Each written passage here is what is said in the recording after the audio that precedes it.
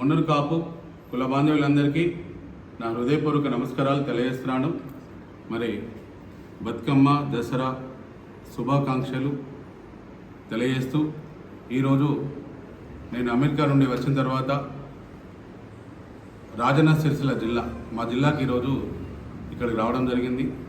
మరి ఈ కార్యక్రమంలో మా వర్కింగ్ ప్రెసిడెంట్ చల్ల హరిశంకర్ పటేల్ గారు, మరి మా కుర్రాల కొమ్మన్న గారు, చిలుక రమేష్ గారు, జగిత్యాల జిల్లా చేల సత్యన్న గారు, మరి వారితో పాటు వచ్చిన కమిటీ సభ్యులందరూ ఇక్కడికి రావడం జరిగింది. ముఖ్యంగా గత 2 రోజుల నుంచి కూడా మన తెలంగాణ రాష్ట్ర బీసీ మహిళా రాష్ట్ర దేవాదాయ శాఖ మంత్రివర్యులు కొండ సురేఖ మరి మేడం గారి మీద ఆడియోలు వీడియోలు ట్రోల్ చేయడం జరుగుతుంది. మరి ఈరోజు ముఖ్యంగా టీవీలలో సోషల్ మీడియాలో పెట్టినటువంటి వారిపై తెలంగాణ రాష్ట్ర మున్నూరు కాపు సంఘం రాష్ట్ర జిల్లా మండల గ్రామస్థాయి కమిటీ సంఘాలన్నీ ఈరోజు మేమందరం ఖండిస్తున్నాము.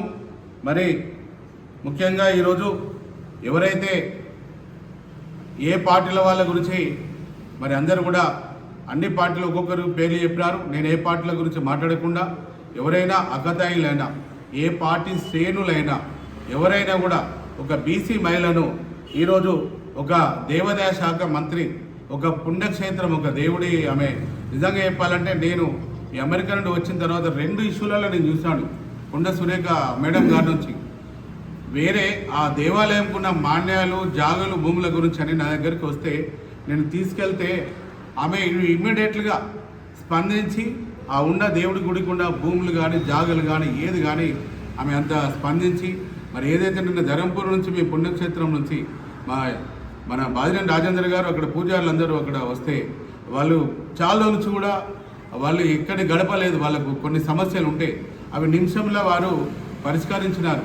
మరి అలాంటి బీసీ ఒక మహిళ మీద మరి మీరు మరి ఏదైతే పార్టీలలో ఎన్ని పార్టీలలో ఏమున్నా కూడా ఒక మహిళ మీద ఇలాంటి వ్యాఖ్యలు చేయడము ఇవైతే మేము తగదు. ఒక బీసీ మహిళ గురించి మీరు ఇన్నిసార్లు టీవీలలో వీడియోలలో సోషల్ మీడియాలో ట్రోల్ చేస్తూ కించపరిచినందుకు రేపు తప్పకుండా బీసీలు రేపు గుణపాఠం చెప్పే పరిస్థితి రాజకీయాల్లో రాబోతుంది.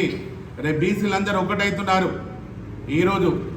ఎందుకంటే మీరు ఏ బీసీ మహిళ అయినా, ఏ మినిస్టర్ అయినా, ఒక ఎమ్మెల్యే అయినా ఇలాంటిది తప్పుడు సోషల్ మీడియాలో ప్రచారం చేయవద్దని మేము మున్నూరు కాపు సంఘం రాష్ట్ర కమిటీ ద్వారా, జిల్లా మండల కమిటీ ద్వారా సుమారు 50-60 లక్షల మంది ఉన్న మా కులం అందరం కూడా ఈరోజు ఖండించడం జరుగుతుంది.